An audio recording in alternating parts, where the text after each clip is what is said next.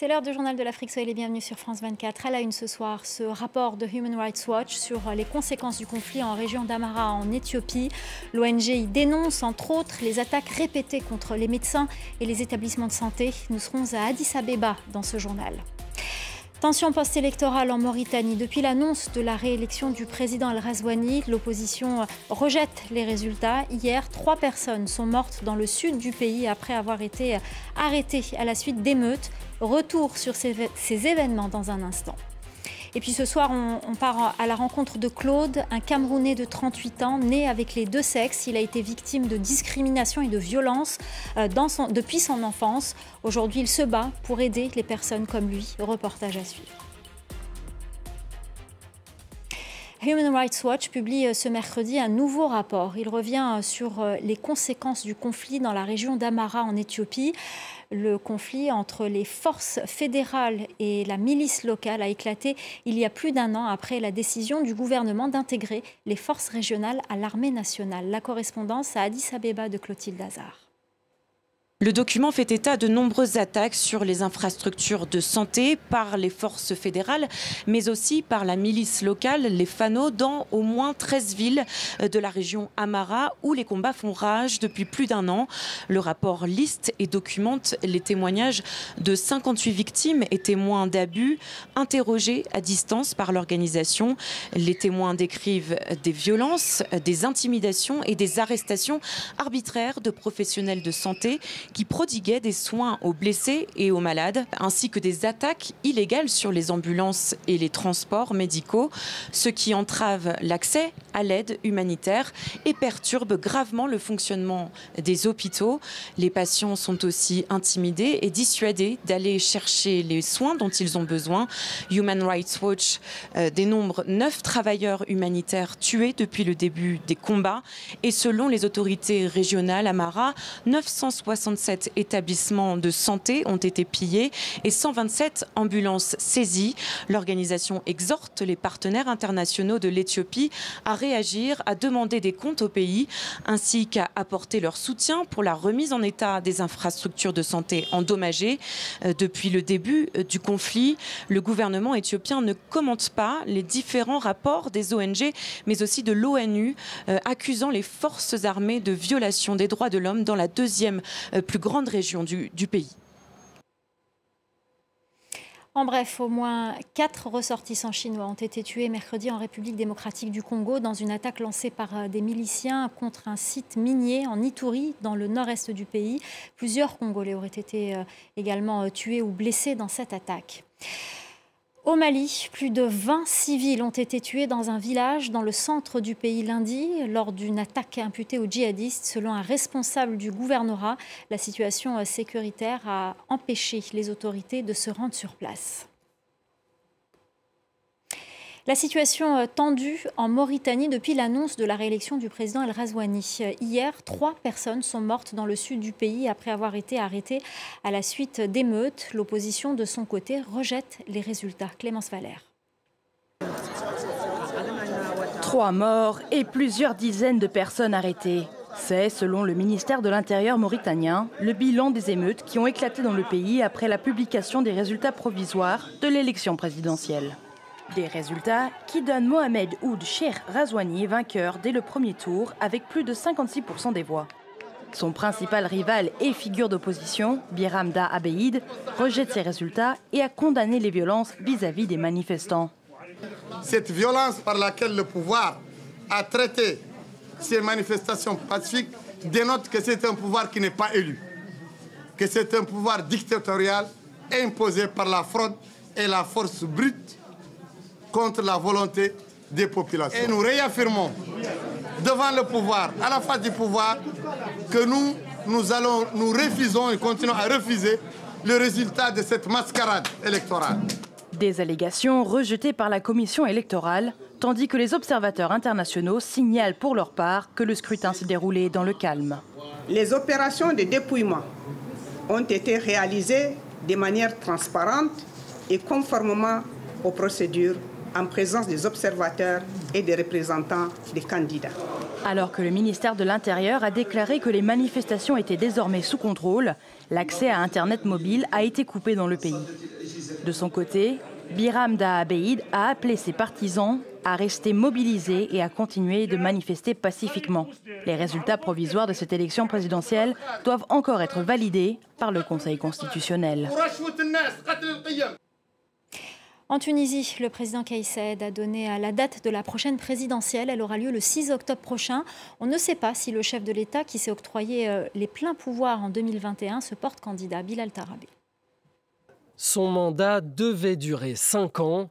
L'élection présidentielle en Tunisie aura bien lieu dans les délais le 6 octobre prochain, selon un arrêté pris par le président Kais Saied.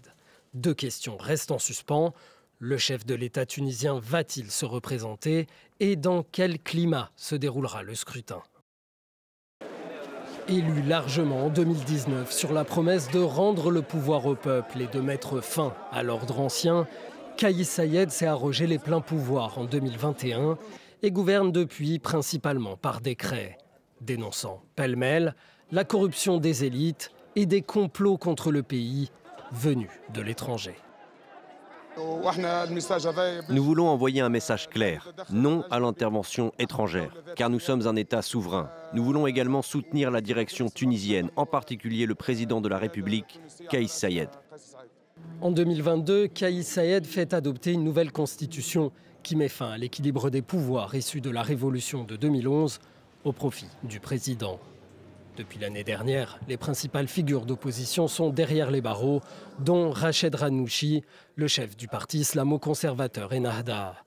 Et depuis le début de l'année, limogeages et garde à vue se succèdent, que ce soit d'anciens proches comme les ex-ministres Kamel Feki et Malek Ezaï, de défenseuses des droits des migrants comme Saadia Mosba, ou les journalistes Sonia Damani, Boren Psayes ou Mourad Zeridi. Nous sentons actuellement que nos libertés sont affectées. C'est pourquoi nous devons retourner dans la rue pour exiger et défendre nos droits, comme c'était le cas sous les anciens régimes d'Ennahda, de Ben Ali et d'autres. La Tunisie traverse en parallèle de graves difficultés économiques. Le taux de pauvreté touche un tiers des Tunisiens. Cette prestation de serment en Afrique du Sud, les 32 ministres du gouvernement d'unité nationale nommés par le président Cyril Ramaphosa ont été investis ce mercredi au Cap.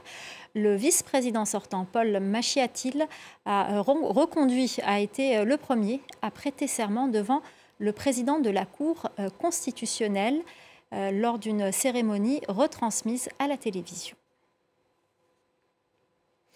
Au Kenya, après les violentes manifestations qui ont touché de nombreuses villes mardi, le pays commence à voir émerger de nouvelles mesures d'austérité, alors que certains tentent d'autres mesures d'apaisement cette fois. Les précisions à Nairobi de Bastien Renouille. Ce mercredi, les députés de l'opposition ont annoncé qu'ils renonçaient aux augmentations auxquelles ils ont droit, des augmentations qui devaient être effectives cette semaine et qui avaient été décidées en août 2023. Il faut savoir que proportionnellement, par rapport aux revenus de la population kenyane, les députés kenyans sont parmi les mieux payés du monde. Alors finalement, ils n'auront pas à renoncer à ces augmentations puisque le président l'a annoncé lui-même, les revenus des députés et des sénateurs ne seront pas augmentés jusqu'à nouvel ordre. L'objectif pour lui, c'est de calmer la population et d'éviter que de nouvelles manifestations n'éclatent dans tout le pays, comme cela a été le cas au cours des dernières semaines. Ensuite, c'est Moses Kuria, ministre de la fonction publique, qui a pris la parole. Il a annoncé que les salaires des fonctionnaires, eux aussi, étaient gelés. Les fonctionnaires qui représentent 900 000 personnes de par le pays et qui absorbent 47% du budget de l'État. Il a affirmé qu'il fallait que le budget de l'État revienne à un plus grand nombre de personnes de par la population. Ensuite, le ministère de la Justice a lui aussi annoncé geler l'embauche de nouveaux juges. Alors, l'objectif de tout cela, bien évidemment, je vous le disais, c'est de calmer la population. Mais est-ce que cela va fonctionner ou pas? Des manifestations devaient se tenir ce jeudi, mais il y a de grandes discussions entre les manifestants. Faut-il continuer à aller défiler dans les villes, quitte à affronter la police, ou faut-il accepter de discuter avec le président William Ruto comme il l'a proposé? Pour l'instant, la question n'est pas tranchée.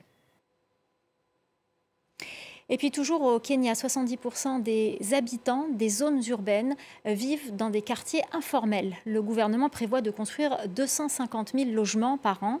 Une entreprise française espère y contribuer grâce à des maisons abordables imprimées en 3D. Clarisse Fortuné. Jacinter Awino vaque à ses occupations quotidiennes dans sa petite habitation du quartier de Kibera à Nairobi, et l'un des plus grands bidonvilles d'Afrique. Comme elle, des centaines de milliers de personnes vivent dans ce labyrinthe de tôles rouillées, sans eau courante ni sanitaire. Malgré un plan de logement abordable du gouvernement kényan, les 4 000 $ nécessaires à l'achat d'une maison restent inaccessibles. Nous aimerions vraiment déménager dans de meilleures maisons, mais nous n'en avons pas les moyens. Ces logements sociaux sont un rêve pour nous, mais nos revenus nous ne le permettent pas. Pour résoudre le déficit de logement qui touche le pays, le gouvernement prévoit de construire 250 000 maisons par an. Une entreprise française offre une solution alternative, la construction de maisons en impression 3D. 11 prototypes ont déjà été présentés à travers le pays. Le besoin de logement sur le continent est énorme. Il y a plus de 2 millions de maisons ici au Kenya et plus de 10 millions au Nigeria. Donc si nous voulons rattraper ce retard, nous devons construire différemment avec rapidité et avec des matériaux à faible teneur en carbone, comme la 3D.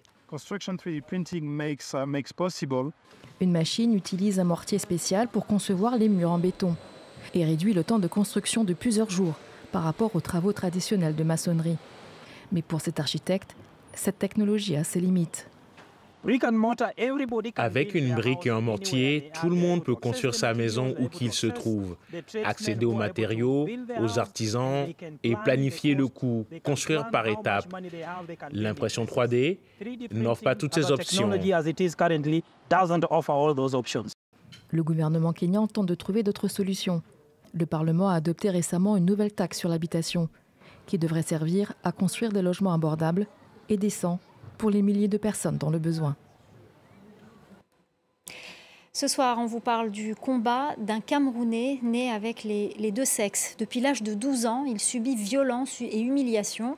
À 38 ans, il a décidé de se battre pour aider les personnes comme lui. À Yaoundé, le reportage de Marcel Amoko, André Yakana et Pamela Ngono. Une modeste case en planche à Bojongo, quartier populaire de la banlieue de Douala. D'abord le nom de Rosaline, mais aujourd'hui, je porte le nom de Claude Battle. C'est dans cet espace insalubre d'à peine 20 mètres carrés que Claude a trouvé refuge pour fuir les brimades dont il a été victime depuis sa tendre enfance. Son crime, être né avec les deux sexes. Il se souvient notamment du lynchage auquel il a échappé de justesse dans un marché il y a quelques années. Je peux dire que c'est Dieu qui m'a protégé. Les femmes portaient les bancs, on tapait sur ma tête. Oh. En fait, c'était pas facile. Née Rosaline, comme on peut le voir sur cet acte de naissance et ce passeport, c'est à 25 ans qu'il décide d'assumer son genre masculin. Il engage alors un combat pour être reconnu comme Claude Battle. Un combat vain jusqu'ici, puisque l'association qu'il tente d'officialiser depuis 2012 n'a jamais été reconnue par les autorités. Et j'avais constaté que beaucoup de gens sont en train de mourir, les familles sont en train de rejeter leurs enfants qui ont intersexes comme moi. Et c'est là où j'ai décidé de mettre un combat pour faire association. En attendant, Claude Battle mène des campagnes de sensibilisation à travers le Cameroun. L'une des personnes ayant pu bénéficier de ces actions est celle que nous appellerons Vanessa pour préserver son anonymat. Nous la retrouvons dans son village à une trentaine de minutes de route de Yaoundé.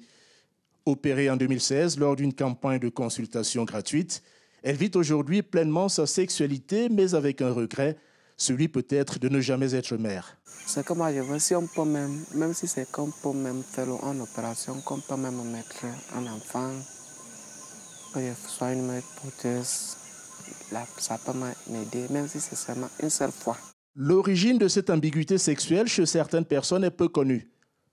Dans une société camerounaise très traditionnaliste, des causes mystiques sont souvent invoquées. Mais pour ce médecin, confronté à des patients intersexués, le suivi psychologique est très important. On ne connaît pas comment ils ont vécu leur enfance, on ne connaît pas ce qu'ils ont traversé. Donc ils doivent être accompagnés.